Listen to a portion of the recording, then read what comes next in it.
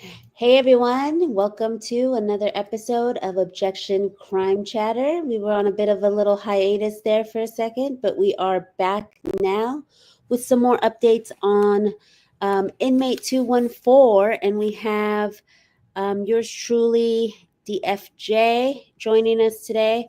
So we can, um, Can I you have hear me? YouTube up. Yeah, I was echoing because I had YouTube up. Sorry about that, y'all. How you doing tonight? Good. How are you, CJ? It's been a while. Yeah, I'm doing good, and I appreciate the slides. Getting all that together for the show tonight because there was a lot of info out there. I mean, it's a big update. It's been a couple weeks since we've been on hiatus on the show. Hey, chat. Hey, everyone. Hey, Leanne. Hey, Christina. Hey, Laura. Hey, Kenny. How are Hey. y'all doing tonight? Um, it's been a while since we've done the show because the last time we did it, it was Kohberger too, right? Pretty sure that was the last time we did. No, I think we did Crystal McCrory. Was that the last crime chatter? I'm pretty sure. Yeah. I don't know. Maybe. Okay, yeah, maybe you're right. Maybe it was Crystal. Hmm. Um, Which, by the way, I maybe we could do a follow up for that because I still want to do a letter. Another round of a letter campaign. Um, God, that story just that and we story missed a lot. There was a lot still in the evidence folder that later on we that we saw after. Yeah. saw after. Yeah, so yeah, definitely we could definitely circle back. I still have the playlist for anyone that wants to also catch up. We had a playlist for her story as well, and then we have the video. But today we're talking about inmate 214. Cry Mhm. me a river because he has Some complaints. yeah, he's been complaining from inside the jail. So chat, if you guys have already seen the text messages, or not text messages, but Complaints. the complaints he filed to the jail, let us know in the chat if you guys have already seen it. We are going to go over it briefly, but we won't get as in depth if you guys have already looked into them and read them and everything like that. Yeah, if you guys have already, because I know they came out, I want to say last week or something, all the different complaints, and so we have copies of those, but we also have a lot of other good stuff too. So, Yeah, let us know if you want us to go over all that if you haven't seen it yet, or if you have, and we can get through them quicker. But yeah, so we have that. Also, the body cam footage came out, and we have some thoughts on that. I mean, yeah. I have a lot of thoughts on that with the body cam footage and the two surviving roommates, Dylan and Bethany. So we're going to get into that, and then also, I think just yesterday, one of his teachers came forward. Mm. That he TA'd for, which is such a strange story. And the way that it's not even a journalist who got the scoop. It's just like his friend that he'd go out for drinks with. And so he'd go out for drinks with this professor that he knew that lived in the town. And then one day he came in for drinks and was like, that TA guy that I always complained about? He's the one who did the unaliving of the college students. And so he gave him the exclusive, and then he came out and did this report. So he's not even. I don't believe he's a journalist. I don't think he is. He just gave the story and of Oh, what he so was told. when you told me about the teacher, so I had my slide was from something else. So we have two. We'll have that one, and then because then also another teacher of his came out and said, or he said he thought that he was going to be a serial artist. I don't think. Yeah, the R word. Yeah. So, anyways, that's we're just jumping ahead. Do you want to? Yep. Let's go ahead and get into the slides here. And I just want to say hi to everyone. Everyone just said hi. Yeah. Lena said she has the song stuck in her head, Crimea River. Oh yeah, and then the tagline. Because remember during the sentencing, Kaylee's other sister had her mom read the quote, and it said, "In schools you got A's, but in prison you'll get big D's."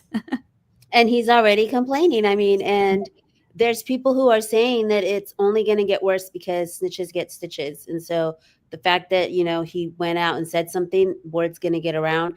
These people, they have iPads, they have TVs. So all these articles that are coming out, all these shows that this is being shown on, the prisoners will know. The prisoners will know that he's putting in these complaints, and so it makes him more vulnerable. It makes him look weak. So Yeah, yeah. it makes him look exactly. it makes him look weak. And we have a slide about that. The guy who sent him the book. We'll get to. So we're going to start with this clip. Our favorite, Megyn Kelly. We love her. She does not mince words. And I love I love her. I don't know if you love her. I'm speaking for both of us. I love her, but I love this prosecutor, this guy who was a guest. His commentary on this case has been so good. He is not a fan of the prosecutor for Moscow, or was it not Moscow, but yeah, for this case. But let me go ahead and start, and I'll put our pictures down there so they can see it bigger. Uh-oh, what happened? You skipped a slide, so go back and then press play. It just goes to the next one. Did we test it? Go back again. Is it not in? So go here. Let me just send you the link one more time. We tested it right before we got on. We're like, we're gonna test it. Yeah, hold on 1 second. I'm gonna send it this one. Oh, no, it's not working. Okay. Hold on, I'm sending it right now to the private chat. So just do it from there. See it? Yep. Matt, because we were critical of the prosecutor for saying that, and now here's one of the victim's fathers saying that they did find so-called choke porn on his phone. Well, you and I called that, Megan. If you remember the last time, I guaranteed to you that we were going to find pornography, or that the word was going to come out about that. And lo and behold, if that's accurate, and it's a little bit of a telephone game here, because you got the detective to the dad saying that he found that, but he hasn't seen it. But of course he did. And that aligns with every case like this that Mark and I have ever done. Certainly, there's almost always porn on the computers. So. And yeah, the prosecutor, I've got a lot of problems. I got a problem with his media tour right now, where he's talking about how, what was the quote? Sorry, I got notes here. We did our job. To do it in a way, to really give some immediate finality. We're pleased and relieved that the community and the victims' families aren't going to have to live through this. You know, that's pretty tone deaf. The families never get over this. And, you know, it's like, that applies to every single murder case. So it's like, what is do we just give everybody a deal now so you don't put the family through the case? And by the way, having watched Olivia Gonzalez, that woman, when she ripped into Kohberger, I guarantee was not afraid of the process or facing Kohberger in the penalty phase. And it's like, and this is crass, so I hate to say this, but if I'm allowed to swear, I keep thinking of Dave Chappelle's quote. You know, yeah, we could do it that way, Mr. Prosecutor. We could just give everybody a friggin' deal, or you could shut the fuck up, because you are undermining I think the integrity of a lot of death penalty cases in the 27 states and the federal system that still have it, by essentially, you've got this example that everybody's heard of. If the death penalty does not apply to Brian Kohberger, who does it apply to? Very interesting, Matt, because we were critical of the prosecutor for saying that. So and now here's one of the victim's fathers saying that they did find so-called choke porn. Latah County, that's what it was. I kept saying, yeah, Latah County prosecutor, he's not a fan of. But I just thought that was so well done, I thought. Okay, did I accidentally? Okay, I got to reshare the slides. But yeah, that was so well done. And I love it, like at the very end, because he's like, dude, I did like that guy at the end.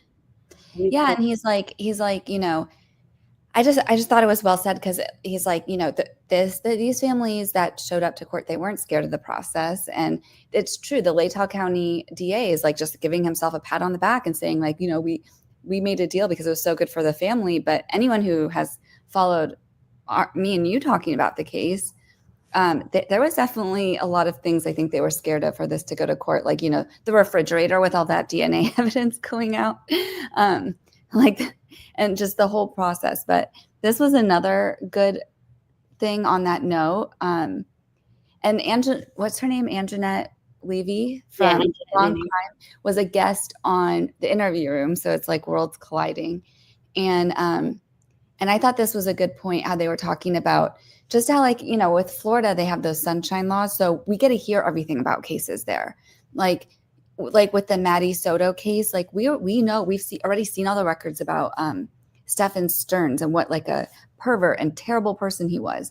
And so like, he's kind of old news now, but because they keep like putting the lid, and they're only releasing certain things about Kohberger or 214, he's still like such a big talking point. And it's like, if they had been honest and just said he's a pervert, this was like SA motivated, and like, even though that didn't happen, like his whole phone is a different story. If they had just came out and said what it was, I think it, like, the public would have a different reaction. So anyways. And especially now, one of the other things that I just wanted to piggyback off that is, if they had never had the gag order in the beginning, like, I get it, it was going to trial and stuff, but withholding all that information, it's still making him more infamous now, because look at all the information that's now coming out even after, all this is going on. It's like his story is still being told and told. Whereas if they had just been up front in the beginning, and you know how they were like, oh, this wasn't targeted, or oh, no one's in danger, when that's still my Roman Empire, that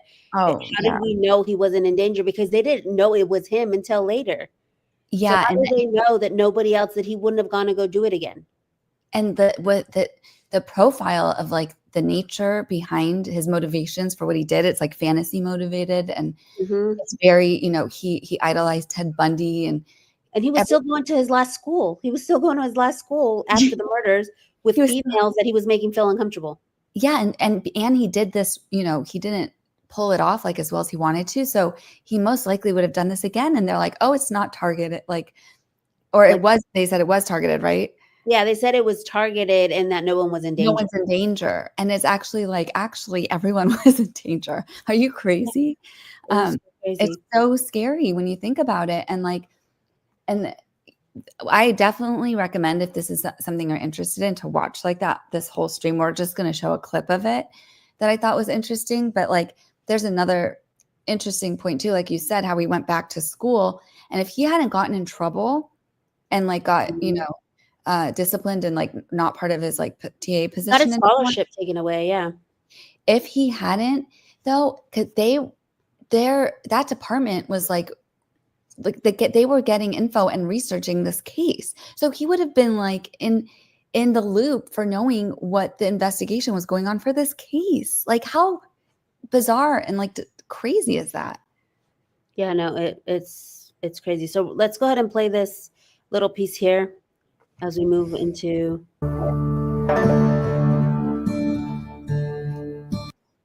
and behind there. Physically shut it off. And that shuts everything down, all the signal, everything. I mean, it's over at that point. And that's where the gaps of, the investigation, they were having problems, because, they were seeing it, and then post homicide, next thing you know, it lit up, and so did a lot of his searches. And one of the things, I have to be honest, that bothered me is CNN had Gilbertson, the lieutenant, in the interview, and they asked him, well, what was on his phone? How did he answer it? Well, he had pictures of, we know he was following the investigation. No, that's not how you answer the question. You answer the question by, he had a tremendous amount of sadistic, inappropriate material on his phone that we recovered. Okay. And when I hear stuff like that, the integrity of the investigation now comes to always to the top of the shelf. Because why aren't you just saying it the way it is? It's over, you move on, you pull the Band-Aid off, everybody goes back to school, everybody's safe.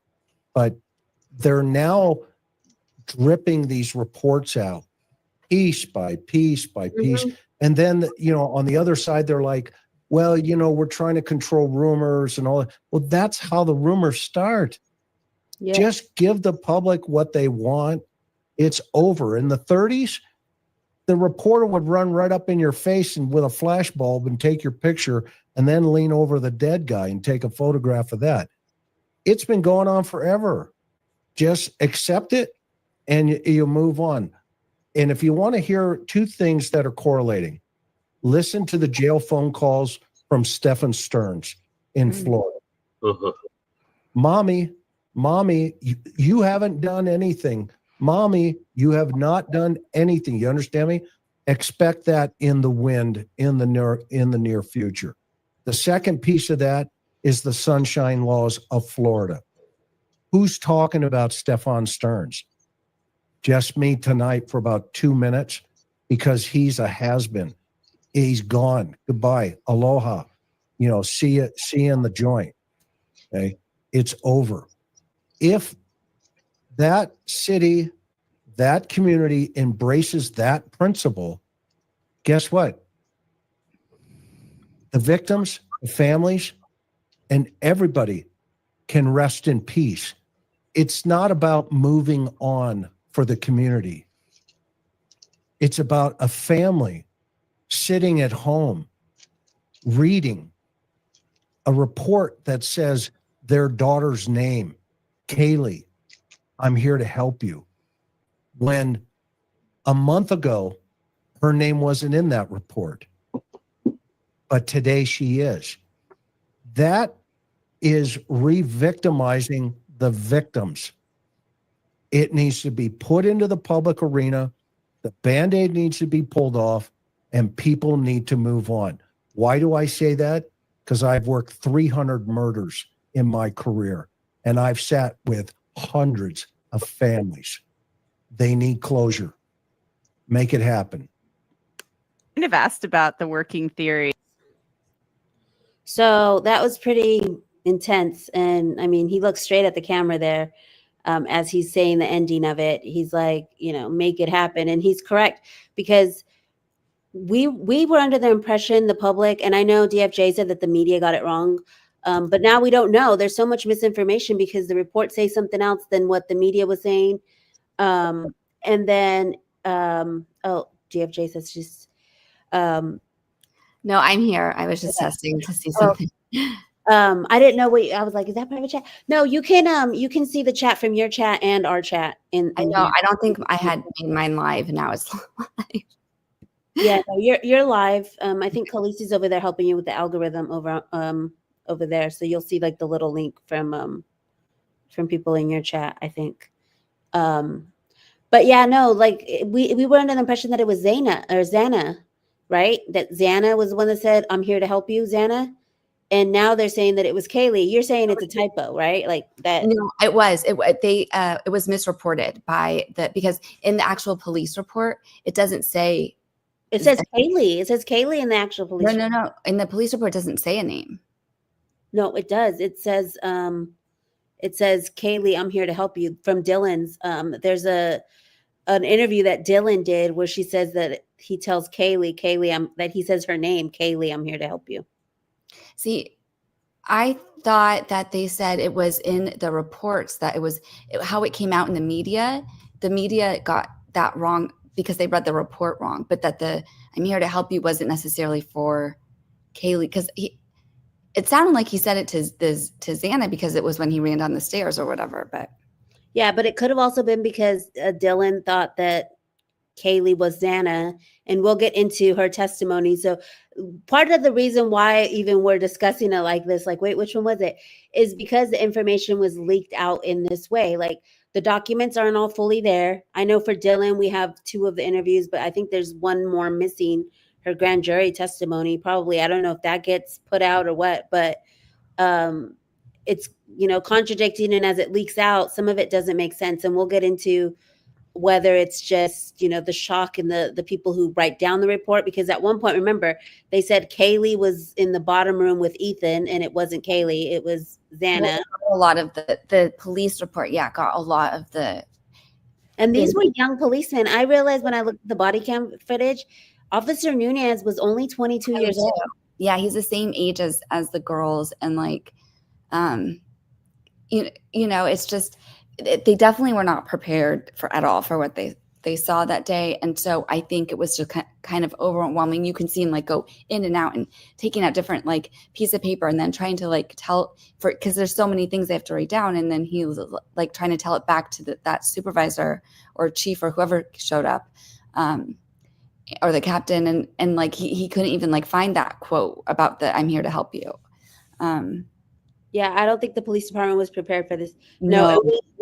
We'll see a little bit of it on the body cam, because we're going to play a little bit of the body cam for you guys. But I do think what they were saying here was so just, I thought it was so important just in general for these cases. Like this like slow drip of information helps no one, and especially just doesn't help the victim's family. And like it makes everything just feel so dragged out. And I think the university was part of the reason that they try to keep things so contained. But it's like, and I think Jane also said it too. It's like, just rip the Band-Aid off, get it all out there so everyone can just digest it at once. And at least we can see the full picture, because when you do it slow like this, it's just, you can't compare. And then you're trying to go back and compare different documents. And that's where like the rumors and the, fuel for, the Kohbergers starts, because they take these inconsistencies and then they blow them up to be, nefarious, when really they're just inconsistencies from either,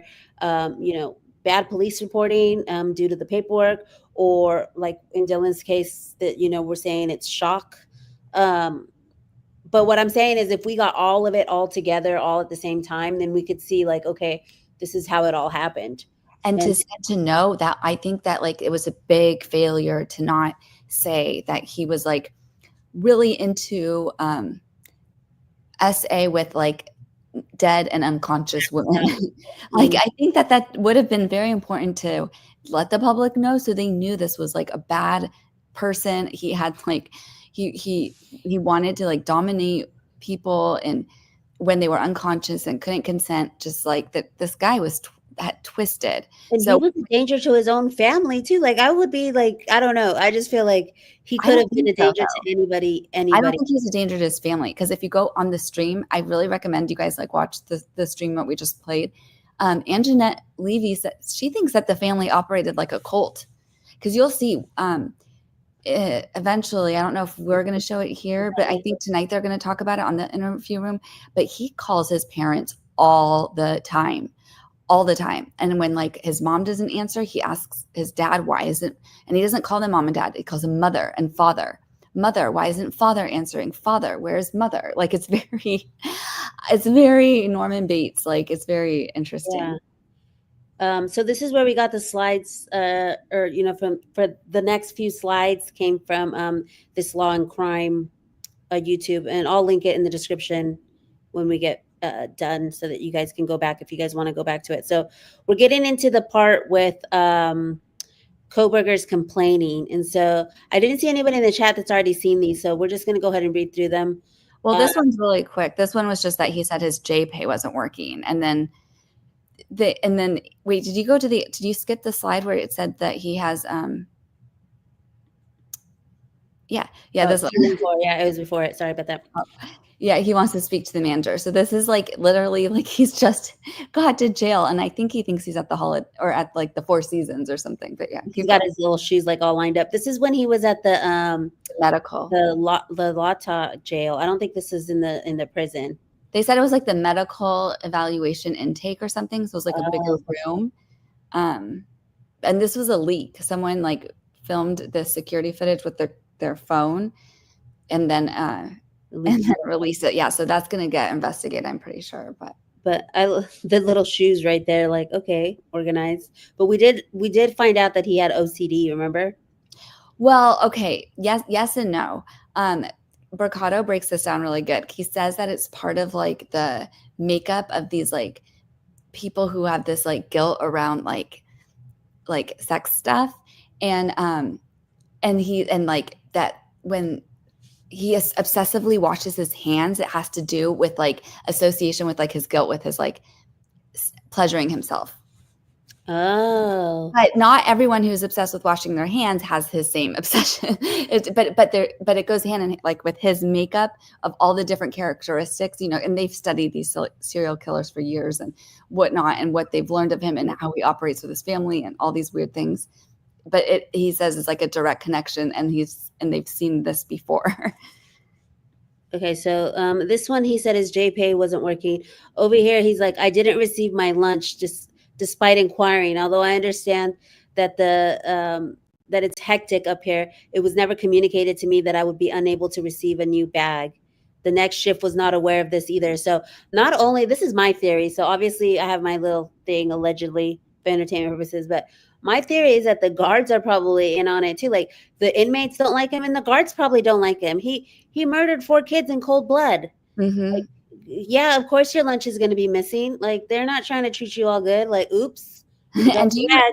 do you remember like on our other stream about him? And I said this because I was like really, researching all this stuff. And I had watched on another stream where they actually had former inmates of this prison. And they said, even if they're segregated, there's ways to get to them. And the first thing they said is the food. They can get to them through the food. So like, and remember, he has a special menu. He's vegan. So they know. I mean, how many vegans do you think are in his on his block? Probably not many. So I'm sure they mess with his food. They accidentally leave off some of the stuff. And I love Khaleesi because in our Donna Adelson chat, that was you, Khaleesi, wasn't it? That you're like, I don't be criming, and we were gonna do merch of criming. She's like, don't do crime. I'm pretty sure in the Donna Adelson, we had some fun with that. It's like, I don't know how people be criming because that case, she talked to her son on a jail phone call and like confessed everything. Like, I'm gonna go to a place where I can't get extradited, and like, and I think Khaleesi was like, oh wait, they record the jail phone calls, because I was like, everybody knows. She's like, I don't. Yeah. She's like, yes, he is vegan. Khaleesi, and they think that's also part of his like control, things. It's not about liking animals or anything. It was because of his diet. He was like, he used to be fat, and then he was like, obsessive about what he eats, and it's just another way for him to control things. So, as a vegan, I have no respect for him. I think he just does it. He does it for ways to just control things. So there, he's just like complaining. He's like, "Mommy, I don't got a lunch." But I honestly think it's just the guards messing with him, because then over here, go back, because look at this part. In the future, I wish to receive my lunch without exception. This could be accomplished sending for the replacements as rapidly as possible. I'm sorry, where do you think you are that this jail is going to send you something as rapidly as possible? Like, and I know at some point he like quotes the handbook for the jail or something, and it's like all of the in the handbook at the jail has exceptions for everything. It's like at the availability of this, or like at the most So yeah, you are supposed to get your 3 meals a day, but not as quickly as possible. What is he? And I mean, I don't know. I've seen like guards do other crazy stuff in other cases. So that's why it's my instinct that they're just like, oops, I forgot your lunch. Oops, you didn't get it for today. I guess you're not eating. Like, they don't have to, like, there's ways that they can get to the people too. And it's known. It's like a known thing. But he's in jail. He's in jail. Like, where does he think he is? Even if you're at somewhere nice, when are you going to be like, send me, you forgot this, send me, like, even at a nice restaurant, you're going to be like, I want this as quickly as possible. Like, have you never watched Prison Break? Like, remember what the guards did in that show? Like, it's crazy. Like, they will. But, this is how he talks to his parents. And you'll see, like, because we're going to get to the phone. And I love this clap back from the captain. Captain, whoever you are, shout out to Captain B. Crowell for this, because he claps back. So here Brian's like, as I continue the SPI phase, I wish to discuss if I may be transferred to another setting as other than B block. Or no, he wants to go to B block. He's in J block right now. B block is where Chad Daybell. Yeah. He wants to keep a lot of the death row inmates, so it is more dangerous because they don't have anything to lose. They're already on death row. Yeah, but it's like, why? But then why did he make a plea deal to, like, if you want to be on death row so bad? We could have been there. Like, I would have happily had a trial and had you sent to death row. You made a plea deal not to be on death row. Not engaging in any of the recent flooding, striking, as well as being subject to minute-by-minute verbal threats and harassment on that and other bases. So he's like, J block is an environment that I wish to transfer from. If possible, I request transfer to B block immediately. I wish to speak with you soon. And he claps back. Oh my gosh, this is beautiful. Mr. Kohberger, on any tier at IMSI, there are sometimes disruptions to operations, such as residents flooding. On J2, it is relatively rare occurrence, and J2 is generally a fairly calm and quieter tier. He basically is like, oh, you want to go to another one? This is considered calm for jail. Yeah. Okay? And it's like the audacity. It's like, you murdered 4 people in cold You- blood, and you're complaining about verbal threats. Are you out of your mind? Like, you're in jail. I And do not think. Go ahead. oh, go ahead. I do not think that B Block would be any better for you. And then this is my favorite. Like, I wanted to give him a standing ovation. Give it some time. Like, I love that part. Give it some time. CJ, you should move our little picture so we're not in the screen with the Oh, words. okay. Let me Maybe do like that. on the side. Yeah, we'll do that. I was just trying to make it bigger, but on these ones where you have to read, I think this will be better. So, and this is all recent, as you can see, like down there, that was on 8/1. So it was, that he complained. It was a day later, like he got a response. So he's having a great month. I couldn't be happier for him with what is happening. And we'll get to also this on another slide, but here, this is where he is in here. Those are the cages where they can use the phones, and then each inmate is in there. But they can talk. The reason why you can hear them, even though there's like a door, is because all the vents are connected, and so they scream at Kohberger through the vents. Yeah, and this we or I don't know if I'm saying their name right, but they said J Block can house 128. I'm sure they'll get right on his dietary concerns. And I don't even think it's the dietary. It's just like he didn't get his complete lunch or a complete meal, because I'm telling you, like, the inmates, even if you're segregated, that's how they can mess with you. Like, there's a crew working the kitchen. They know who you are. They know where this is going. So they should leave off half of your meal.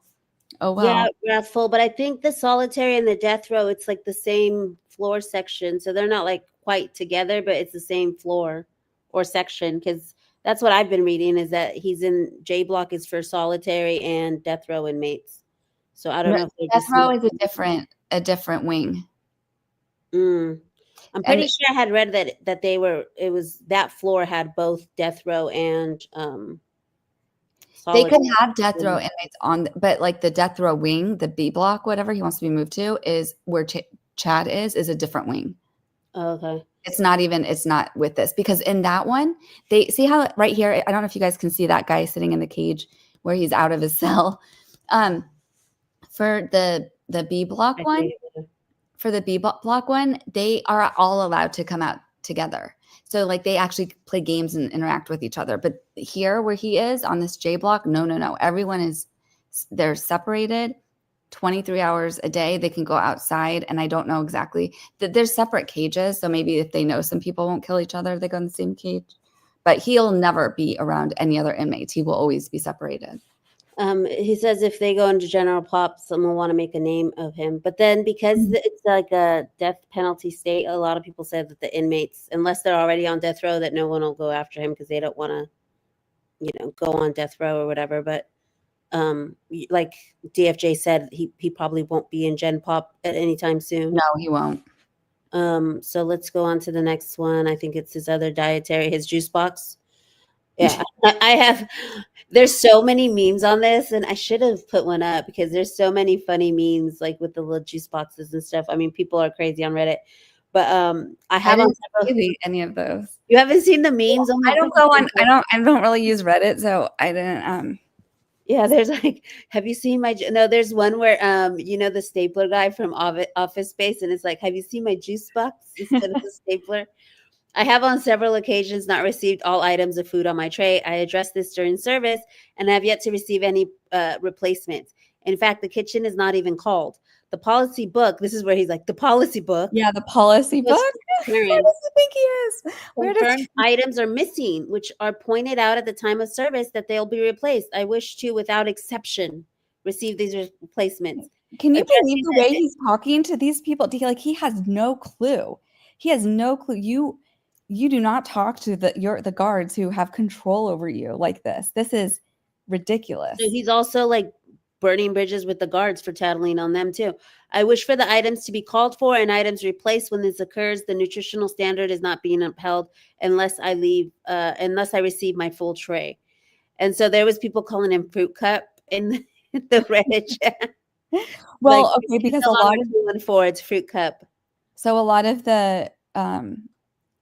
these like tray lunches come with like a milk or something. So I guess, he gets a juice box and he hasn't gotten his juice box, but that's what I'm saying. And I get that you think it's the guards. Honest to God, I don't think it's the guards.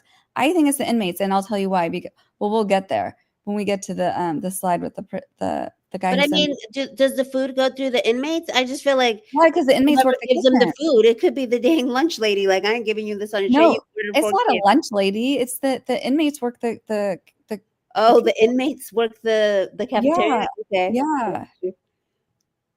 The ones who are allowed to like be around other people. But then when he asks the guards don't bring him nothing back. So at one point, the guards are complicit.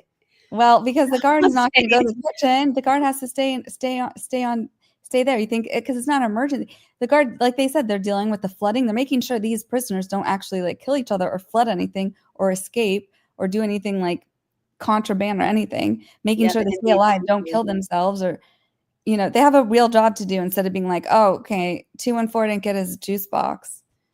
Well, I don't even know. I thought it said juice box in here. Maybe it was just Reddit saying, because I was like, did he say fruit cup and juice box? But I didn't see those two specified, but those were the two. So I wonder if there's another one that specifies, or was that the last one? No, I think that was the last one.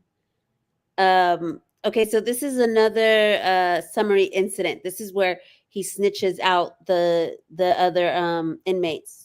It says there's been threats and harassment escalating to overt violence, threats, statements. Lieutenant Matlin received a concern form on August 4th and conducted an interview with 214 in J Block. 214 stated a resident that goes by Peru told him all, and then this is redacted, but there was an unredacted part of it. Well, you can guess what it says. Yeah, it was basically, yeah, he wanted a.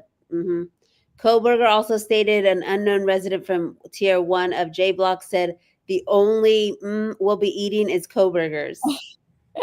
So they were basically wanting to make him his. And like, this is honestly, it's not that bad. I mean, they're yelling stuff at him. He killed 4 people, 4 kids, college kids. He's like right above the ring, like of the worst prisoners, like would be when you hurt like children and women. And then and they said that the prisoners would consider him children because, or like kids, like how they're always like women or kids, you get more like scrutiny. And it's because they were college kids, like they were barely of age. So that's why it's not like, oh, you just killed an adult. It's like, no, you killed 3 women who were in college and a guy who was just in college of age. Yeah. And they were sleeping, like this was the middle of the night. Like, you are the worst, wimpiest, cowardice. That's not even a word, but whatever. The most like coward of a criminal. Like you're too weak for even this prison. They're saying like you're even below us. So the officer was working B night, so the interview could not be conducted. Then it says he submitted an information report outlining his involvement in the incident, and he did recall vulgar language and directed towards 214, but could not identify who said what. So the guard wasn't about to be snitching. The officer wasn't about to be snitching on Peru. He was just like, I don't know who said it. The allegation is substantiated, but due to no aggressor being positively identified, and 214 saying he fails to remain in J Block, no further actions were taken. So this is the 7th. What was the date on the other one? It was the 30th. He's been complaining like the 1st. So by the 7th, he was like, okay. Once he told them this isn't this bad, he's like, okay, never mind, I feel safe. So because on the 3rd before he got the reply back. And then this is so because he said that he was getting threats and all this stuff, and so they did like their investigative report, their summary, and because it got back to the news, like because all these complaints, because people did their FOIA requests and got copies of those things, so they did a formal report, and they're basically said everything they went over, and they didn't find anything. What did they find, CJ? It says the reason for the hearing is that 214 is being referred to administrative segregation for the protection of staff and residents, as well as for his own protection. He understands the logic of his placement in administrative segregation. He originally wanted the protective custody route, but due to his exposure in the media, sees that protective custody is not an option right now. Believes any harassment he has received from the other residents will die down once the media coverage slows. Is hopeful he can one day just have recreation with others and just live with others like him, just like another high-profile resident on J2 does. Is he talking about Daybell, or is Daybell on death row? Well, Daybell's on death row. Okay. I wonder who the other high-profile resident on J2 is. Who else is in the Idaho prison? At the bottom, he says he wants to be with others like him, just like another high profile resident who's on J2. Let me see if I can zoom. Well, I don't know what he's talking about. I'm gonna have to sleuth who that high Or profile. is, I think they're saying like just like as if he was another high profile resident. Maybe wants to work and be productive eventually. Requested that he continue to He's have never going to get that. He's never. and They're be never. escorted alone at this time. He's one of the most high profile people there to off. Like, he's not going to be around. Other He's people. not going to be around other people. Not for a long time. Yeah, maybe you're right. But the way I'm reading it is he's saying it just like another high profile resident on J2 does. Because I think he's just saying that. I mean, there might be another one. I think there actually maybe is another one I heard about. But either way, it doesn't matter. He is the most high profile person there. So that's why I think he's referring to himself. He wants to be just another high profile resident on J2. Okay. He thinks very, very, very highly of himself. Because he's in J1 though. That's what I'm saying. He's in J1. So he's saying someone's in J2 that's I don't know. We'll have to sleuth it out who he's referring to. Okay, so maybe it is someone else and maybe I have it wrong. I just think he's feels so no, here my like Roman Empire is now going to be like, hopefully one day I can have recreation with others, like he's in like school and he wants to go out to the playground with the other kids and he's in detention. Like, no. But we'll get to his phone in a bit, and he only had 16 contacts in his phone, and 5 of them were his immediate family. Yeah, that's crazy. So, I mean, he doesn't play well with others. Okay, so this is really funny, and this is like remember I put the link to the stream where I got those images of the reports we just read. So on that same stream, they have this guy, Larry Levine, and he used to be in prison. He's been in like 7 prisons or something, and he wrote Prison Politics 101, and he sent a copy of this to 214.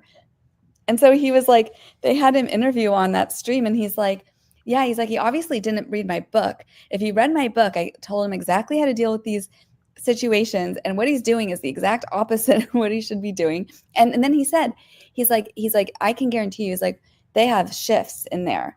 So like the different inmates like on his block where he is, he's like, I guarantee they have shifts for how they're hollering to keep him up, and they'll do it so that it's like nonstop. And he's like, but you're in jail. That's what happens. Like, you did the crime, now you're doing the time. Like, what do you think this is? Like, and he was expecting what, to just be quiet and sleep in his room? Yeah, like exactly. Everyone to honor his like quiet time and his sleep, his beauty sleep, and to get him his meals as soon as possible, just exactly how he wants them. And because remember, we were talking about that in the one stream where, or maybe it wasn't us, but remember when he like went to restaurants and was like all picky about whether they use the same pots to cook stuff because yeah, that was his aunt. Yeah, I think we talked about that. Like, he's gonna have a real hard time in jail. No, and the other thing is, so when he was being held for the hearings before he was transferred here, he was, everyone there was presumed innocent until proven guilty. So they did treat him actually probably a lot nicer where he was being held before. But now you've been found guilty, and now you're in the maximum security prison, like in the most like shut down prison in Idaho. Like, this is what it is. This is like why you don't commit crimes. That's why you don't kill people. Like, this is what you get. Grant says he thinks it's boarding school. Exactly. He couldn't put it better, Grant. Yes. I was thinking about like recess elementary, but yeah, he thinks it's boarding school. That's exactly, like, he's gonna have his own little room with his little neat bed. It's gonna be quiet hours. Like, these prisoners don't know no quiet hours. They're gonna be yelling all day and all night. All of that is fun to the inmates. They don't have a lot to do, and so it's fun for them. It is this. It's like now they see him squirming. It's a group activity. It's a way for all these like segregated people to bond. They have like one guy, and they know, and yeah, it is pretty funny. And they're all taking shifts, and they're gonna say whatever, and it's not breaking any rules. They can do whatever they want. You're in jail. Yeah. You're in prison. And then Khaleesi asked up here, she said, do they have access to commissary? Yeah, that's what his JPay thing is. So, yeah, he will have access to commissary. And for all the like the creepy people out there who like the pro burgers or whatever who put money on it, that's all public info. So they should think twice before doing that. Because everyone's going to be money does, Grand says, and yes, his commissary money does go to pay his victims' family. So 75% of what is put on there goes towards well, that's good to know. the victims' families, because that's when I was like, how is he going to pay them all out? And it's like, yeah, it's through commissary money. They take every time somebody puts in there, they take some of it to go to the victims' fund. Christina says, I'm happy about that. Yeah. So we're going to play this quick clip for my favorite. If y'all aren't following Brian Enton Investigates, he just got a YouTube. Head over there and support him, because I love me some Brian Enton. Yeah, I think he's great. And also, like, this is just a random side note about him that I love. Did you see when he stood up to Josh Shapiro for the Ellen Greenberg? Yes. Like, no, he's the whole reason why it got like whatever. Like, he's the one who went and got the paramedic. He got the exclusive. No, but like, it was during a press conference. Josh Shapiro had been guarded. That he has never once been like questioned about Ellen Greenberg in any like press conference setting ever. They've banned like Gavin Fish, like anyone who talks about her is like not allowed in. But Brian Enton was in. It was like something right after the presidential thing where he didn't get nominated, and Brian asked the question, and oh my God, it sent Shapiro into this like spiral of lies. And that clip is so crazy. It's so crazy. So I just love him. But anyways, these are two forensic experts that I guess the FBI, reached out to them to consult when they went through the forensic for the phone, for 214's phone and his like laptop and, his hard drive. And cause there was like certain gaps cause he turned off his phone at certain times, and he kept trying to like wipe his phone, but there was a lot of things they could still find and connect the dots. So, Bobby's correcting us real quick. It's only 20% goes to the restitution. Thank you, Bobby. As it's Bible, like it's 75%. Well, it should be 75 because that's 4 kids. That's 4 families. Yeah, I know. Right? So 20% per. It should be per family. So it'd be 2, 4. So 80% should go. Yeah, we have Enton's YouTube channel linked above, Dr. J. Oh wait, are you on the other stream? No, it doesn't matter. It's the same chat. Here, I'll do it. I'll get it real quick. Yeah. If you can get it over there to hers. I don't know if she can see the full chat on over there. Oh, but I have to be. Do I have to be a? Oh, I can do it on mine. Yeah. Hold on. Okay, I'm gonna put it. Okay, so we're gonna play this quick clip. But yeah, I love Brian Enton because he's the one who got justice for Ellen and got the case reopened and everything. Like, he did not take no for an answer, and he was there with the parents. He was the only media that was like being loud about it at the time. So kudos to Brian. We're gonna play it. It starts up. And that his phone was at 100% battery power, and that it was a manual power down. So that's a big thing. If your battery dies, it doesn't mean you went out and committed a murder. But the fact that you turned off Wi-Fi, manually turned off your phone was charged at 100%, that you never turn off your phone every single day. I shouldn't say never. It's not normal behavior for Brian Kohberger to turn off his phone. He had done it a few times, but it's not like, Brian, if you every single day, your best practice is before bed, you turn off your phone and you turn it on every morning. We would be able to look at your pattern and say, this is normal for Brian. This is not normal. For Brian Kohberger, turning off his device like that and disabling Wi-Fi before the murders was 100% abnormal and a huge red flag. Yeah, that would make sense if he didn't normally do that. So when his phone powered back on, what did you notice from that point? So one thing to remember in this case is the time to evidence really matters with digital evidence. And so from the time the crime was committed until he was identified, arrested, and then his device was extracted, it was like 45 days or somewhere around that range. And so as we talk to you right now, my phone is rich with data that is right now, but it can't keep everything forever. And so the more time that passes, the less rich the data is. So some things naturally were purging over time. By the time he was arrested and the phone acquired, some of the stuff was already gone. So immediately when the phone powers back on, that's sort of where the FBI, their CAS team would pick up with cell records to say, all right, now his device is hitting this tower in this area, but the device itself wasn't super busy with files that were changing that we can see now. It was just sort of benign nothingness. until around 6 in the morning. And what did you notice around 6 in the morning? Sure. That's when, and I'm sure you've heard this, but he saved his parents in his device as mother and father. And he also called them that. So he would call mother. If mother didn't answer, he would call father. And then he would call mother, call father, and then start texting them saying, mother, why is father not answering? Or father, where is mother? So it was constant back and forth. He ended up speaking with mother for over 3 hours the day of the murder, from about 6:13 or 6:31 in the morning through 5:54 p.m. So was it one whole 3-hour call, or was it chunks? The longest one was about an hour and a half. And then there was a 54-minute call and then smaller chunks. But some, he could have a 54-minute call, a few minutes would pass, and then another 9-minute call with mother again. Yeah. I gotta pause it right there because oh dang, I don't know if I can get back to it. Is it giving Gabby Petito's parents right there?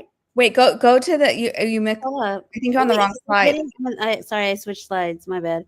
I tried Yeah. to pause it, but it was giving Gabby Petito's parents. No, right there, okay, like, I was gonna say it was giving me Stefan Stern's parents because he's like always talking to his mom and dad, but he's more like, you know, I feel like Stefan was more like mommy, daddy, but this is like mother, father. no, but remember when Brian Laundrie called his mom, and then they had all those phone calls, and people think that that was him telling her, like confessing to the crime or whatever, like you need to get your butt back home or whatever. I don't Yeah. know, it's giving. Oh, that like he told them. Yeah, I mean, Mhm. probably.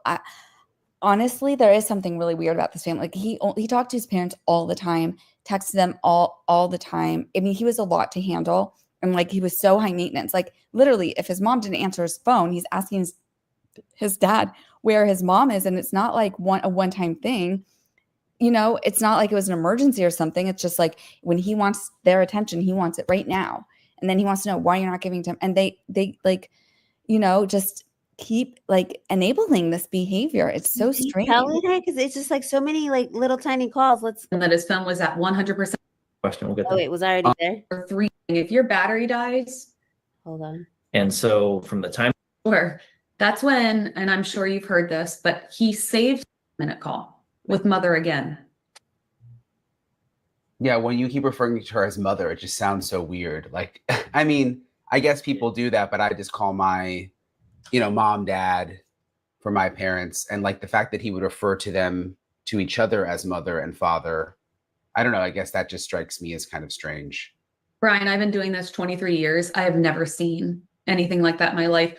Also, I create test data all the time. At Celebrate, we do CTFs. I create labs for SANS Institute where we train people how to work cases like this. And he had 16 contacts. If I ever gave you a data set with 16 contacts, I would expect you to call me out and be like, what's wrong with this? This person isn't talking to anyone. So stuff like that is also really odd. Yeah, I mean, it would make sense with what we know about him, not really having very many friends and sort of seemed like kind of a reject at Washington State University. Was he, I mean, it sounds like he talked to his mom and dad a lot.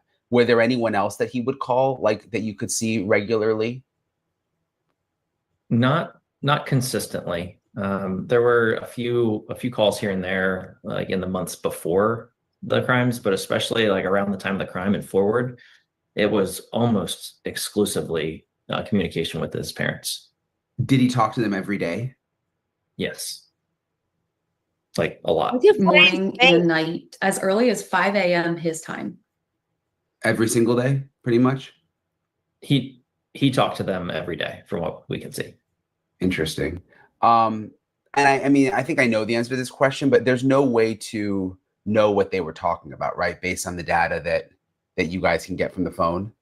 No, and that's, I think, one of the tricky pieces is, for some of the evidence that we don't have because time passed, we do have these call logs. And the one call was 54 minutes leading up until 9 a.m. the day of the murders. And when we said that, someone else correlated it to, well, he was reportedly back at the crime scene around that time. Yeah, that's and we didn't know that because we, weren't focused on that piece of the investigation. We weren't aware. But the words that were being spoken would probably speak volumes to everyone as to what was he saying to her as he was sorry, what was he saying to her as he was doing that? Like as he's driving back towards this crime scene, what were the words? And we just. Do you think he called his mom to tell her he dropped the sheath, and his mom told him to go back and find it? Well, no. Okay, so what Bricado thinks that he was saying is that, like, you know, he used his mom to kind of like reset, you know, like, because he had this adrenaline, but then he also started to get anxious. Yeah, because he dropped the sheath. So that's probably exactly why he called. I don't know if he confessed or if he was like needing his mom to like help him reset, because it sounds like he was very needy of his parents, you know, regardless. It sounds like even before the murders, like he was talking to them for hours. So, and constantly, you know, every day. So I don't know. Okay, so should we go on to the next one? Was there more Yeah. on here that you No, wanted? that was, I just thought it was like a good, you know. Did y'all see Brian's face? His facial expression, he was like, what? Like, he couldn't fathom it.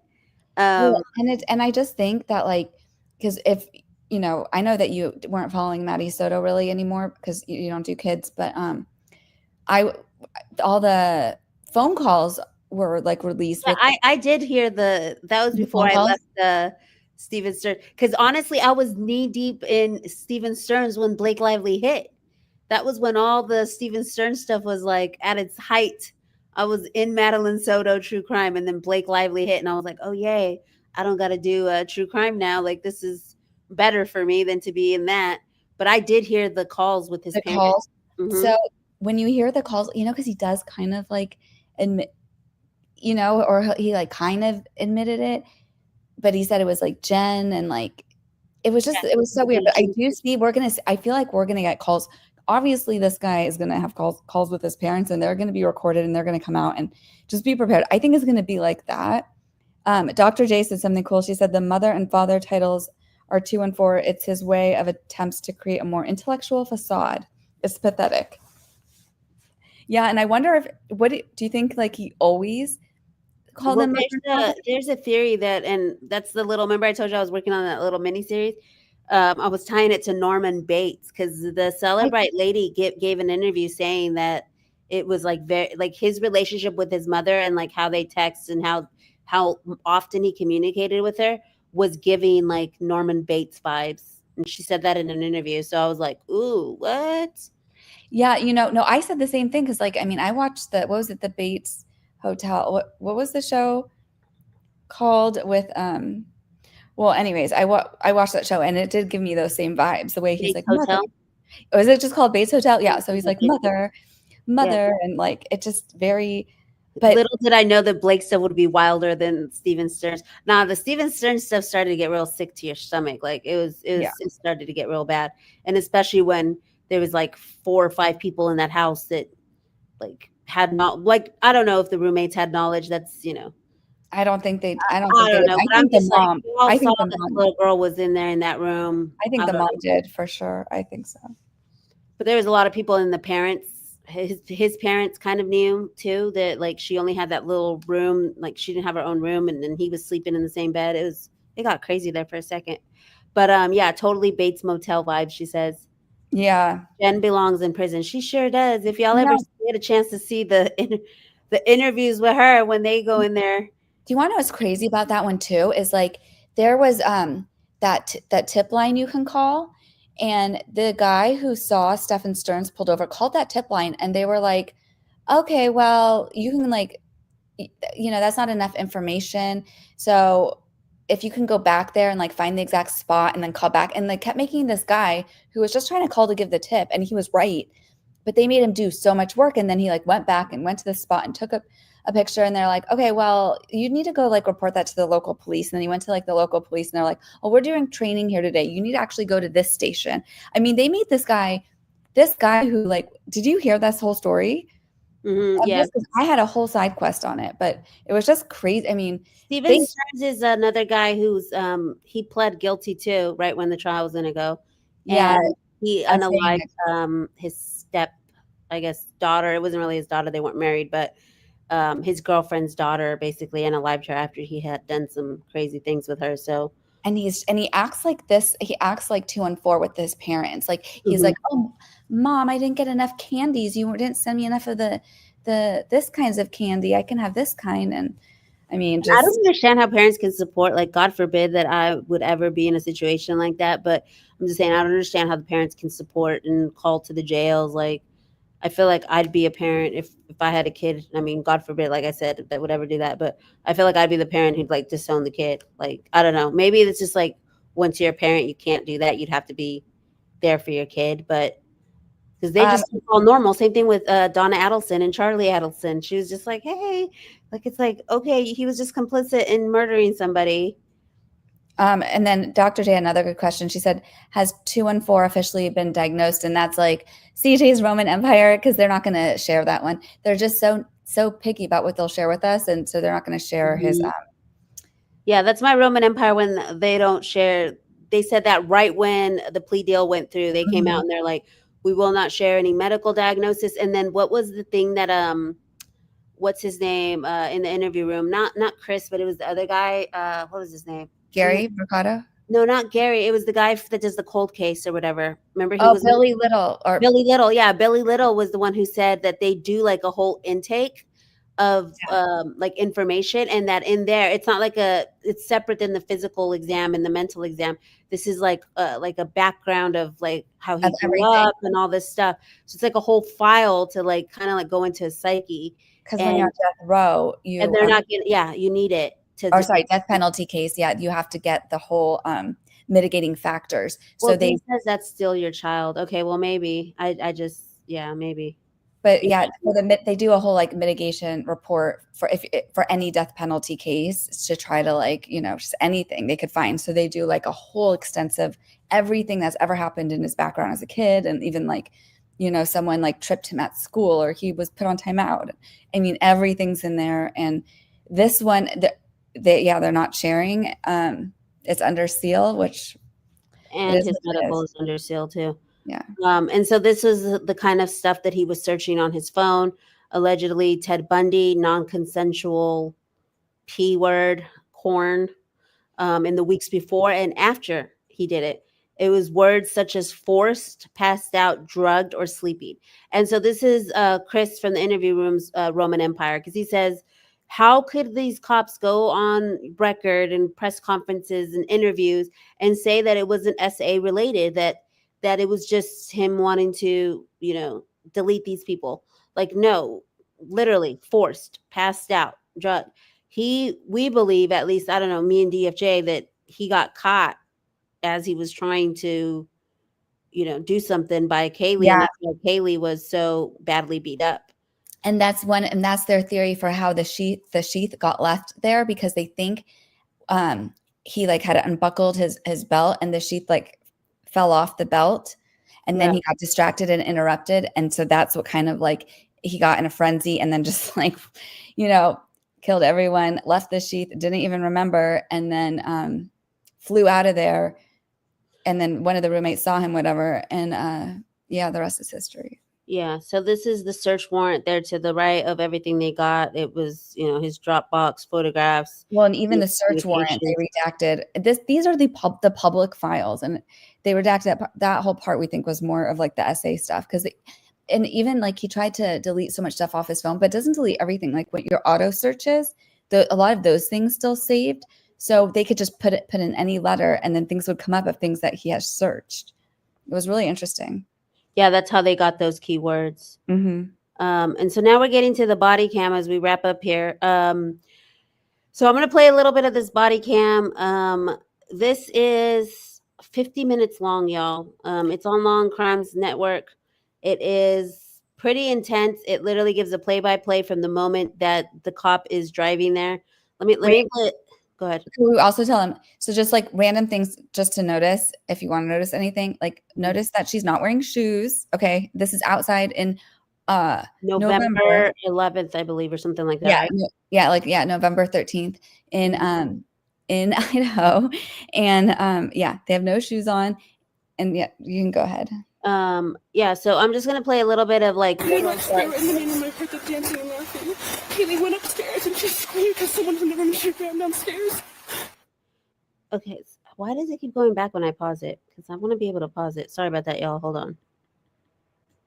Maybe I need to pause it on the screen when I pause it up here. Pretty much they were in the name of my cricket dancing and laughing. Kaylee, So he says right there, this is weird to me, is first she says they were all laughing and dancing in the main room, and then Kaylee went upstairs. went upstairs and she screamed because someone was in the room and she ran downstairs. And I kept calling her name and she wouldn't answer. And then I saw the guy. I just locked the door and then I ran downstairs. We don't know what. And so at first I kind of thought that maybe she was in the room with them and then she went in her room, but I think she's telling the story so fast, because now that I'm watching it for like the 5th time, I'm thinking, is she just telling the story so fast? Because then she's like, and then I ran downstairs, as if it all happened simultaneously. Well, you know what I think? She didn't run downstairs until way later. CJ, I think because she says, like, you can hear everything. I think that's how she knew, like, she could hear maybe Kaylee. Yeah, but it wasn't Kaylee. Like, why is she telling the story this way? But I think she's just trying to tell it so fast. She didn't lock her door and then run down the stairs. She locked her door, stayed there for like 20 minutes, 15 minutes, I think, and then ran down the stairs. She didn't run down the stairs till like 4:36, I believe. Just come here. There's 2. Looks like fatalities. I heard her scream and she ran downstairs because she saw someone. That's what I'm pretty sure she said. Someone's here, and she screamed and just ran downstairs. And I called for her name, but I jumped up and locked my door because I was so scared.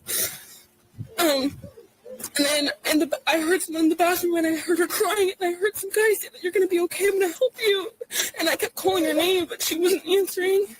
And then I opened the door for a second, and I saw this guy, and he was not insanely tall, but he was wearing all black and like this mask that was just covering his forehead and his mouth. Well, get in town. We've got a quadruple homicide. So that was kind of like the gist of it, but I'm gonna play a couple little bit more pieces here. Yeah, that's intense. So I think honestly, CJ, I think because there's a different part where she says, he does say, he's like, did you see something? And she's like, no, you can hear everything. And I told CJ this before the stream, but like I lived in a sorority in college, and it was actually kind of built like this house, but a lot bigger, a lot bigger, fancier, but it had like a basement level where people lived. Then there was the main level with, the dining room and whatever, and kitchen. And then above that, there was like, 2 more levels of where people stayed. And so you could hear a lot. Like you could hear, even if you're like in your room. And like she said, she jumped up, she locked her door because she heard Kaylee or someone scream and say someone's here. And like she could hear it through the walls, but yeah, just keep going. And she could hear the dog barking. She kept saying she could hear the dog barking. So I just wanted to point out, like, it literally starts, like, it's intense. It literally starts from this officer, and I believe this is Officer Nunez's body cam. Correct me if I'm wrong, but I'm pretty sure this is Officer Nunez's body cam. And he's just driving. He's listening to country music here. He's just driving along, and then he goes to the back of his vehicle to get the defibrillator, because if you guys remember in the 911 call, they needed the defibrillator. They thought she was just passed out. And so like an unconscious person or something. I know we were trying to wrap up by 7 because interview room's coming, but I really wanted to play this part because remember, you guys, he's only 22, this officer. Like, this is, I feel like this is important to see the officer side, because I know for me, I was really harsh on the police work and the police officers. And then once I learned he was so young and, inexperienced and stuff, like, and then I saw this, like, it gave me a whole other perspective. Well, and you also have to remember. Go ahead. Oh, I was going to, most of the calls that they do is this is a college town. It's like drunk, parties, noise. I mean, it's not murder. He hadn't had a murder in how many years? It was like 7 years or something. Yeah. So like he was a teenager. Where's she at? He's thinking he's there for a basketball girl. Where's she at? And then look, wait, is she wearing, this girl's wearing shoes. Okay, Dylan's not wearing shoes, and she's standing on the other side. Bethany is also not wearing shoes because they end up giving blankets for them to stand on. But I'm like, if you knew that somebody was coming, it was just very bizarre. Wouldn't you put your shoes on? But I guess that's just like you're in shock. But I even thought, like, why couldn't the cops just grab him some shoes or something? But yeah, with no shoes. Yes. So this is Hunter. Where at? Not his brother, but the guy who came to check on things.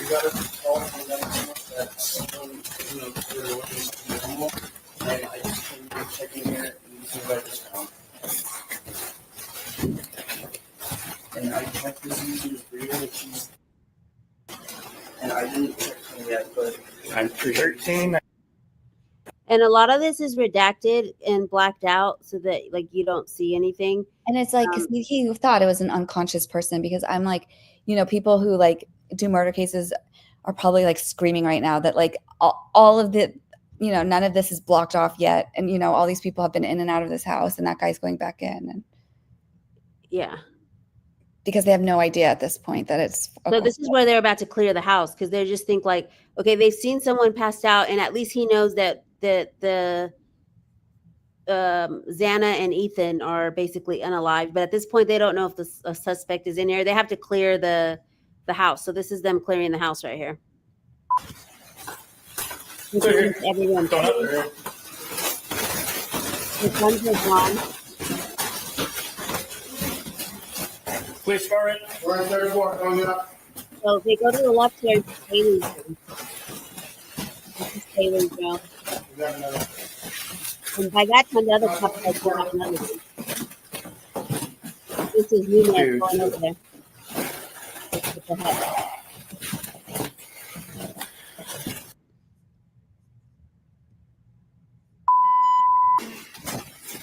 And they keep a lot because they're just clearing this police at this point. We're clear. So they clear the house. He goes back out to tell the paramedics who are just pulling up. And it's all redacted, so we don't know what he tells them. But basically, he probably tells them. And you have to think, like, because they're not going to go in there. Like, and so everyone's outside the house. They don't know that everyone's, you know, gone. Like, that's what's so crazy. But they have to start, like, thinking that because they're not going to go, you know, they're not going in there yet, right? Yeah, no, I think that at this point they realize that something happened to their friends because. Oh, yeah, thank you. No, you're good. Hang in there, brother. They're like, yeah, they told the paramedics. The paramedics never went up there. There's no ambulance. Did they tell you anything? They were just a lot of people said that it was kind of like bad police work because when after they figured out the bodies or whatever, this guy Hunter, who was the boy who came over to help them, their neighbor, he's still asking like what's going on, and they're like, you just need to get out the house, and then he tells them all, y'all go over and stand by the dumpster, which I was like, that's bad police work in my opinion, where it's like you don't want them like all together because, you know, at this point they don't know. I mean, I'm not saying that there's anything nefarious with everybody, but at that point as a police officer, you don't know. You're supposed to keep everybody separated, and especially the two girls who were in there and the guy Hunter. Because you can see and touch the knife and stuff, and he told them like, hey, I got a knife, it's right there on the table. At that point, good police or detective work, even though he's innocent, he didn't do anything. It was just for self-defense and protection. Sorry about that. You know, let me turn my phone down. I just felt like, yeah, and then they just left them over here. Eventually they do get him some blankets to stand on, but it's the middle of winter, everyone's wearing shorts and, you know, no shoes because everybody came out of their apartments like, what's going on? And she has no shoes. Well, no, I don't think the other people who came seemed, I mean. Bethany has no shoes either because I remember they gave two of the girls blankets. A blanket to stand on, which was, but those are the two that are in the house, I'm like, why wouldn't you put shoes on when you came out? Like, whatever. But I think. The kid who's got the socks and the flip-flops, like, give it the flip-flops. No, well, I think so. They called her. That was, the Hunter or who they called because they were scared. And he's a poor guy. He's probably traumatized for life. I mean, he's the one who went in there. Who saw him. But you know what? I realize why he didn't know that all that was blood because there was also like spilled drinks with like some red juice on the table. So he probably thought that was just like candle wax, or it could have been like, you know, that punch. And the way she was laying down, you know. So this is where they start. This is her first testimony real quick. And I know we're going to head over to the interview room, but I just want to play a couple more pieces. Real fast. Which one was your room? Haley. Which one is your room? Oh. What room are you in? I called for her name, but I jumped up and locked my door because I was so scared. And then I heard someone in the bathroom and I heard her crying and I heard some guy say that you're going to be okay, I'm going to help you. And I kept calling her name, but she wasn't answering.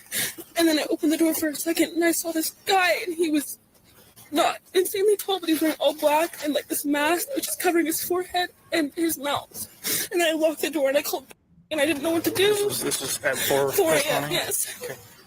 And so then I just ran down to You left here? I left my room down to she's that one with the white blinds at the very bottom. I ran down there and we talked, and we just locked the door. We didn't think anything of it. We're like, nothing happens in Moscow, so we just like tried to go to bed. And then we woke up, and But this is where the inconsistencies and why the people are like, talking about this stuff, because she tells the police officer that they went to bed and slept the whole way. Bethany tells them the same thing. They just went to bed, and it contradicts what was on their phones because they were up all night on their phones. Well, I think she went into her bed with her, right? Didn't she go into her room and stayed with her the whole night? So maybe they were stayed in their bed the rest of the night or whatever. I mean, you know how I am with this, Yeah. CJ. Like, the two things you don't mess with for me is like, you don't mess with Murphy. No, I'm saying this is why there was ammo for the roommates, was because there was, I'm saying, I mean, not ammo for the roommates, ammo for people outside of looking into this, because like she's in shock, she's saying these things, and then it was inconsistent to what later came out. And it's just her misspeaking or whatever. But just like the same thing in the beginning where she said, she tried to make it seem like it was like, if anybody was listening to it, you would think that was like one thing happened after the other. Like she's like, and then I ran downstairs, but it was like, you didn't run downstairs till way later. But she's just trying to get the story all the way out. Just trying to get it out. And the way the interview and everything, because it was so, like you said, they definitely could have handled this a little bit better, I think. Because he's just interviewing her there. I'm like, he should have sat her in the vehicle, like Sat her down. Warmed her up. Like she's literally just standing out there in the cold trying to get the story out. And I believe this is where she says the thing about she could hear it. It was weird because none of our roommates were up. But she does say she didn't think anything of it, but then she did lock the door. So she was like contradicting. Like she did think there was danger, but then her mind, in the shock of it all, was like, no, you're just overthinking it. There's no danger. And remember, they were both heavily drinking since the afternoon. Yes. And the cop can tell, like, her story, it is like rushed and just, she's definitely had some trauma there. And at this point, she still doesn't know that they're dead. Yeah, so, I mean, that's even like more, she's probably, I mean, I'm sure her mind's probably trying to block it out, but I'm sure at this point when they sent the paramedics away, it's like, what the hell is going on? So, but he does tell her, like, at the end, he's like, okay, everything that comes back to you, just write it down. You really need to write everything down, because like he knew like her story was kind of like just coming out as much as she could get it out. And we called all of them. They were not waking up. And so me and like, this is weird. So I called and to come over, and then that's when all this happened. Who all lives here with you? Me, that blonde one right there. Okay. Who's Santa? Santa is the girl in there. Is the girl that lives this one? Yeah. Okay. How do you spell her name? Xana. So he gets all the names, and then this officer comes up and just tells them. Real fast. She's saying this one around 4. There's a guy, black mask, was in there. She didn't recognize him. When she heard girls screaming upstairs, she got scared, locked herself in the room. So this is and then the screaming all stopped. She's pretty sure that this masked person went out that back. And right now, I don't know victim information. She knows the other 2 girls are up there. I haven't told her who's deceased or anything like that. They have 4 people. We're trying to find the part where they have Jack in the back. In the car. Yeah, right there. So this is Taylor's boyfriend, who they did put in the car, which I thought was really strange. Well, to stay warm. Just to stay warm. But yeah, I was like, why didn't they put the girls in the car to stay warm? They both had 2 vehicles. Like all the kids were out there. I don't know. They were definitely not ready for this. Something else cute, when they were asking the name and stuff that I thought was, and then they're like, how old is, Xana, how old is this? And it's just something that like felt, I don't know. It made me feel back in college. She's like, they're over 21. Yeah, she's over 21. Because when you're in college, like all your friends are either like under 21 or over 21. You don't know the exact age. You're just like, oh yeah, at least I know they're over 21. Like the ones that can drink and the ones that can't. So that's how she remembered. She's like, I don't know. Yeah, she's over 21. She's over 21. But they can't remember the age. And that's the thing also that a lot of people were saying her stories were inconsistent or whatever. But it's also because she did fall asleep. There is a moment in time where they do end up falling asleep for a little bit before they get back on their phones. And a lot of people speculate that maybe, you know, some of the stuff she might have like not dreamt up, but like the story of like what she knew for sure happened, and maybe when she like dozed off, like she was, you know, like she wakes up and her friends still aren't answering. I forgot you. She's out of it and stuff. So that was another thing that I was like, that could be why the inconsistencies were, but it's because she at one point did fall asleep. And I think in the other interview, she does say like, I would have all these dreams about getting kidnapped. And so I wasn't sure if that's what I saw or if it was just another one of my many dreams. You're here, man. Do you still want to hang out here? I just want to know what's going on. Yeah. So this is her boyfriend. I don't know how much I'm allowed to disclose right now. We're processing what's going on in the scene. As soon as we know for sure, we can tell you guys what's going on. We absolutely will. I know it sucks to be in the dark with this, but okay. And what's your relationship again? And that's Jack. That's Kaylee's boyfriend. Yeah, man. As soon as I know we're able to fill you in on what's going on, we'll let you know. Okay. Like I said, you're welcome to get out at any point. If you want to hang out in here, you can because it's warm. If not, I wonder if at that point he thought he was in there because they were like putting him in there. Because why is he saying it's only me? I don't know, but like he's the one who has Murphy now, the dog. But like that was the other thing that stood out to me in this clip was that they took Murphy. We don't have to show it; it's fine. But I just like I couldn't believe that they took this dog is like obviously traumatized and very traumatized. Then they take him out, and then they with a stranger, and then he goes to the pound. I thought it was pretty not cool.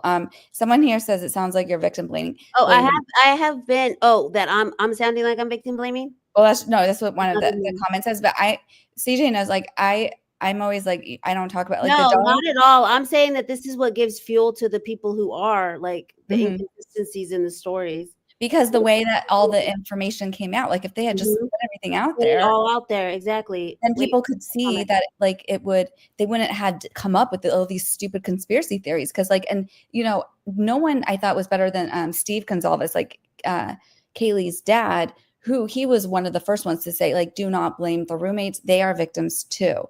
And like, if anyone might be like upset with anyone, you would think maybe he would be upset with them. Cause if they maybe did actually like open the door or something and saw something and maybe, you know, something could have been different, but like not at all. Too.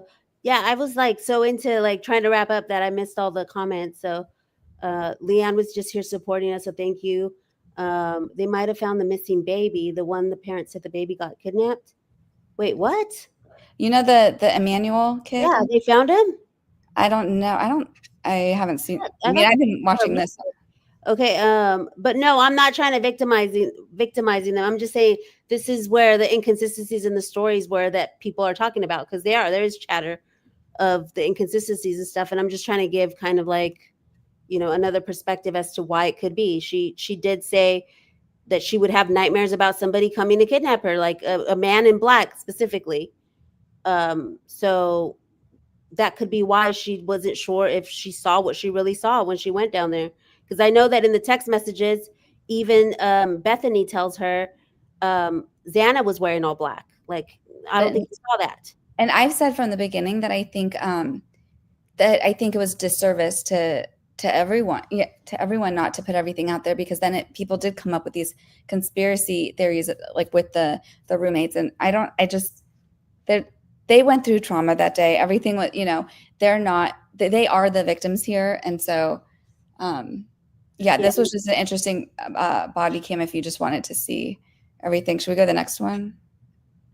Yeah, let's go to the next one. I did want to show the ending of when they told Ethan because he does walk up, but I'm not sure when the thing is coming up. Yeah. Okay, we did the body cam. Okay, so here's the teachers. This is the clip. There's two different clips about the teachers, right? This is the first one. Well, there's this one, but then I put the thing that you sent me but that's not a clip. The next one's not. This one's 12:34.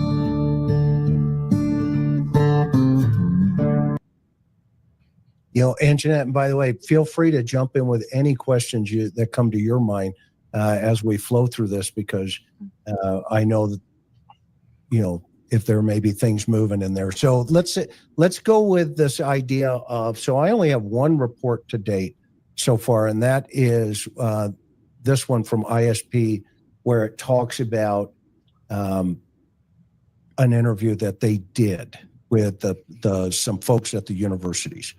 And in this particular one, we get down to really the bread and butter down here, where JJ says, and this is where I want to jump off starting here tonight into some of the other personality types that Brian Kohberger may have been interested in / emanating or personating. JJ, she told her colleagues he is smart enough that in 4 years we will have to give him a PhD. And mark my words, I work with predators.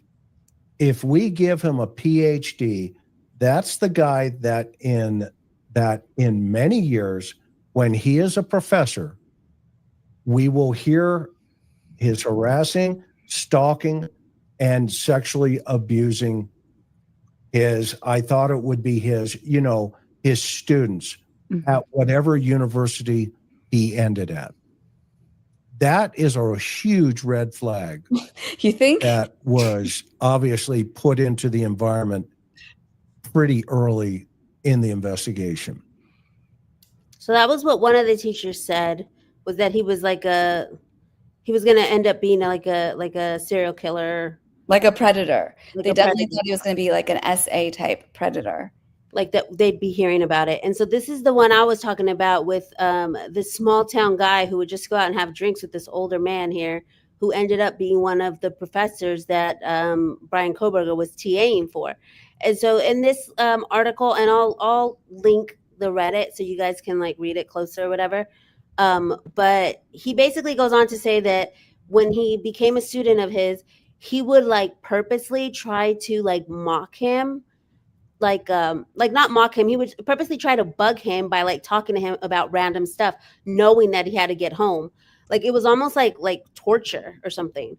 He would go in there right as it was. He would not show up for his TA job basically, and then he would show up at the end of the day and start talking to him about random stuff and not let him go home as a form of torture.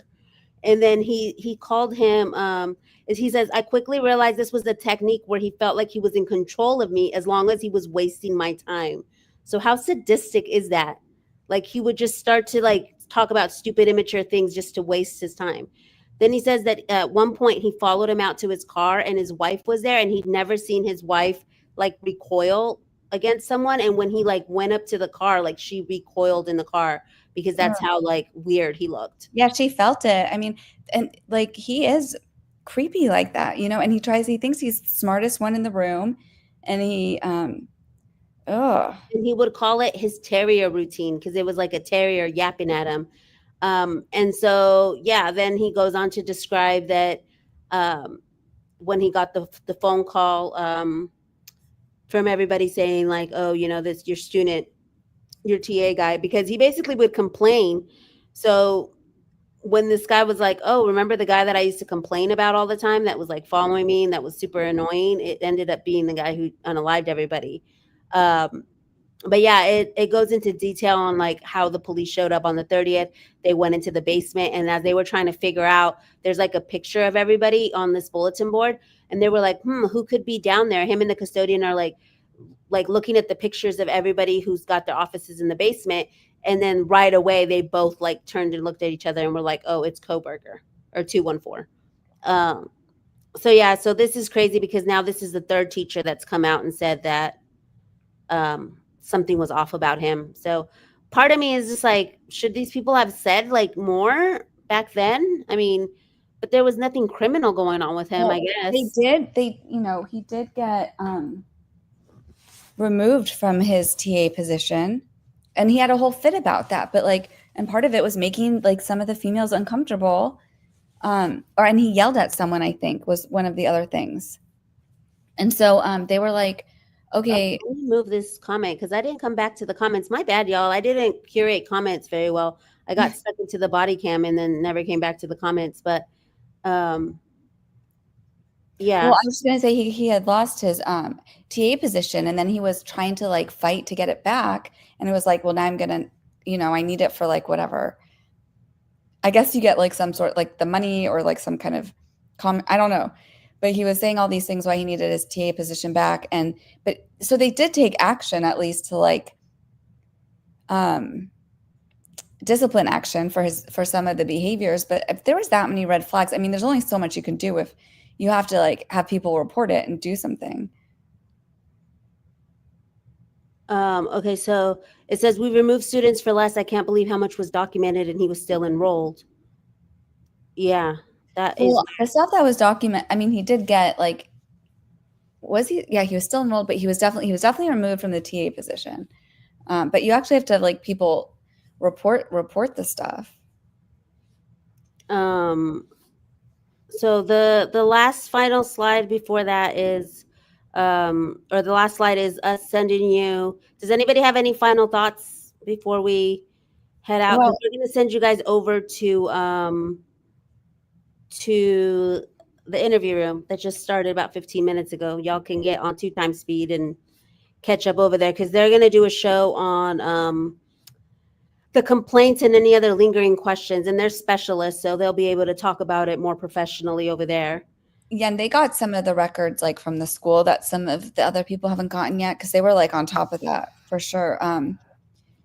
I'm just giving my opinion, and like if it did sound like I was victim blaming, that's not what I meant. I was just like, this is where people were saying that their stories contradict. Yeah, no, I don't think you were at all. No, well, I was just trying to explain it. So that's why I was like, if y'all want to go see something a little bit more professional, or I'm just giving my opinion on like what the chatter is, because that's what we're reporting on, is what the chatter was, and explaining to y'all why I felt like even in the beginning when she was talking, and this is my 5th listen, I was like, oh, I get it now, why everybody thinks it's inconsistent.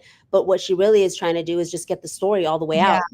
Just get it all out. And I totally, like, that resonates with me because like sometimes like when I say something like, my brain is faster than like how I can speak it, like than my mouth. And so things will get disjointed or I won't finish a thought, so sometimes things come out all twisted if I don't slow down. So I totally feel that. And especially in her situation. And then you're outside with no shoes, and then like it's great. And maybe they just thought like, I'm sure they probably were hoping in their mind that like Xana just passed out and that's all it is. And then things kept getting more serious. How did he not see the blood and blah, blah, blah? Like this is the chatter that goes on as it came out. And it wasn't until more pictures came out of the rest of the house where you could see other red stains everywhere else that weren't blood outside of the room, specifically on the ping pong table next to the knife. People were like, oh, that's blood. It was the punch. They would make this, like, I forget what it was called. It's like a mixed punch, like jungle juice. That's what we call it in college. You just pour everything in the bowl that you have. When everyone was like, oh, Ethan, how did Hunter not see all the blood and think like, how did he think she was just passed out? It was like, once you saw other pictures, even of the right side of where the and we didn't show any of that because I didn't want to like show any pictures like that, but next to her dresser, it looked like it was melted candle wax. Like when I saw it, I was like, that could have literally just been like red melted candle wax if you're not super close to it, because by this time it's already morning and everything's already dried up. So I could see why he could like peek in there and not realize that they were unalived. But Ethan was covered too, I believe. And I think another thing, like for a final thought, is that's why I wanted to start with those first 2 clips where they were talking about how like just how bad the information has been at getting, just sharing the facts of the case like with the public. It would have just been so helpful. This was one of like the strictest gag orders I've ever seen in any case ever.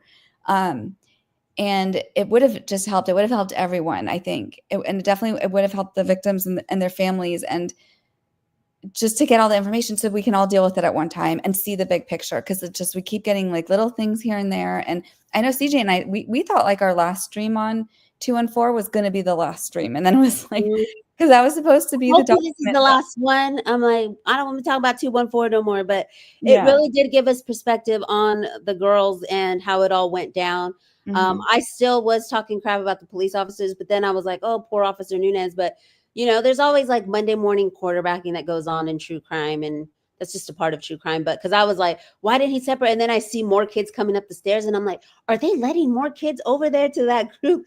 But then I have to understand it's like Moscow, it's a community. They're not going to not let these kids grieve with each other at this point. They're at one point you hear Officer Nunez saying like, I'm trying to listen to two conversations at once, because it was when Ethan's brother Hunter comes up and he starts talking to the other Hunter, the one that saw the bodies and stuff. And it's at the same time that he's interviewing Bethany. And so he's like, oh yeah, hold on. I'm listening to conversations at the same time. So he had his ear out to like what everyone else was saying, like around him and stuff. So I was like, nah, he was like trained. Cause I was like, what, you know, like this isn't police 101. You separate everybody. Yeah. And I mean, and it just, but in a city like Moscow and where everybody's family, like they were still letting cars go up there and stuff. Like I was just like, what?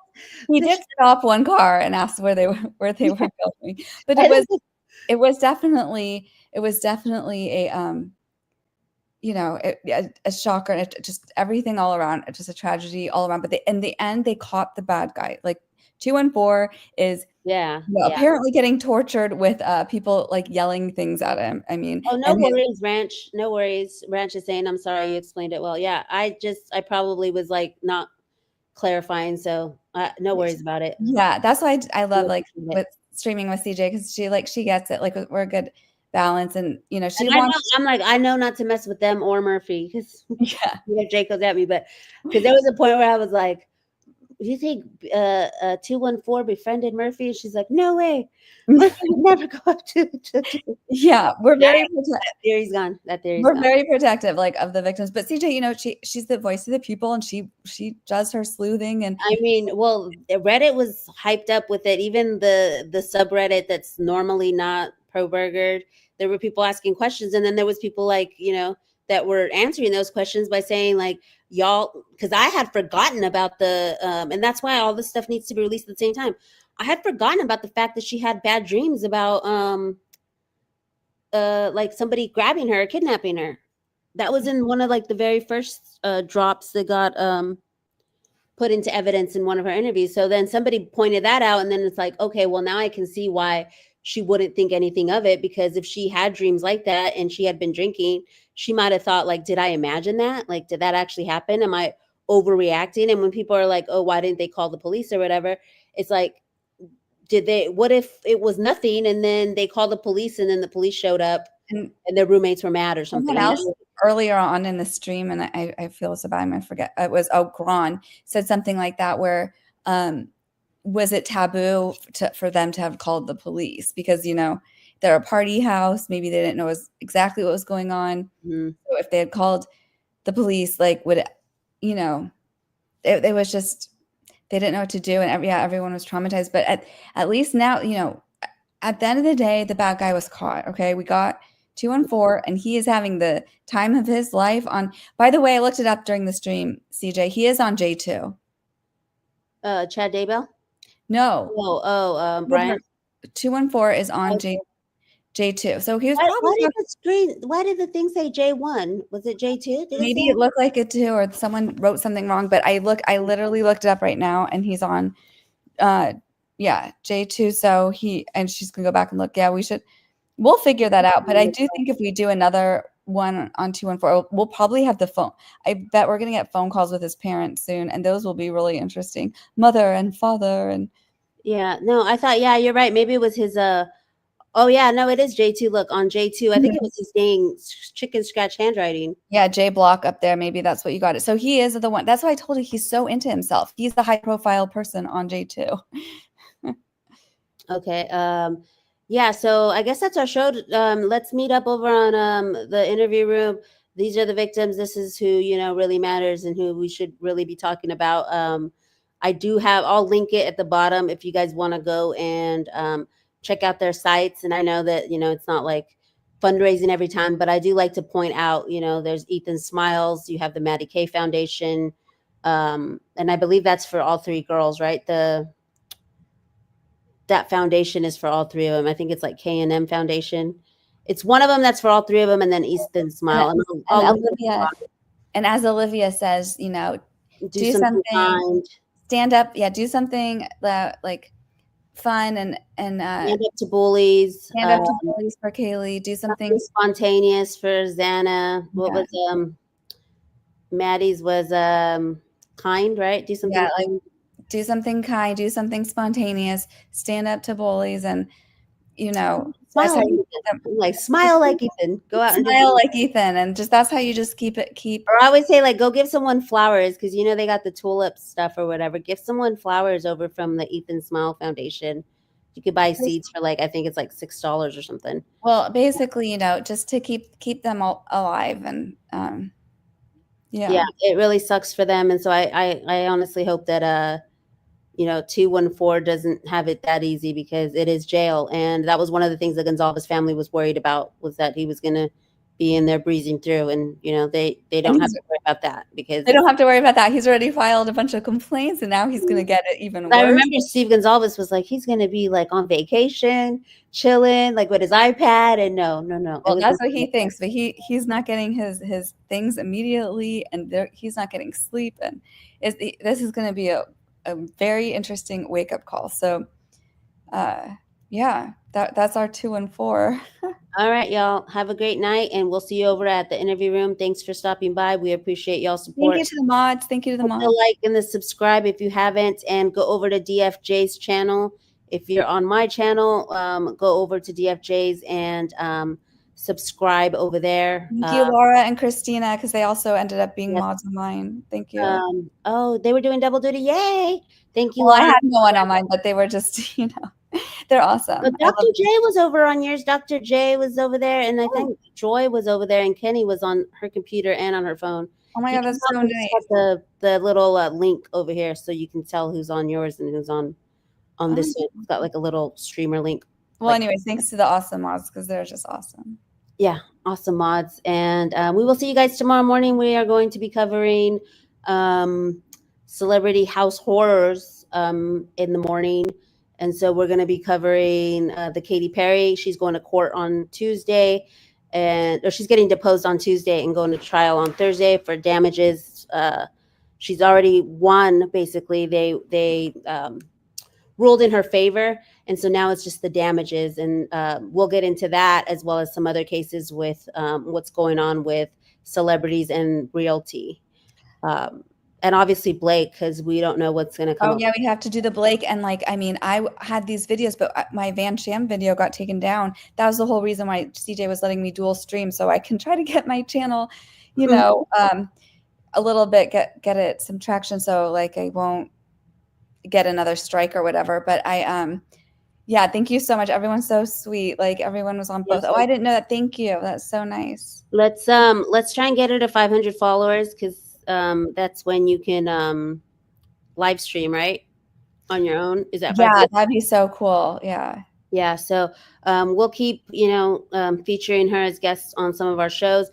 Crime Chatter, I don't know when we're going to be back. I know that we were doing it Monday through Friday. Right now it's tentatively Sunday nights, one night a week, because it's hard to keep up with two shows at the same time. So we might see you guys for Donna Adelson wrap up next Sunday.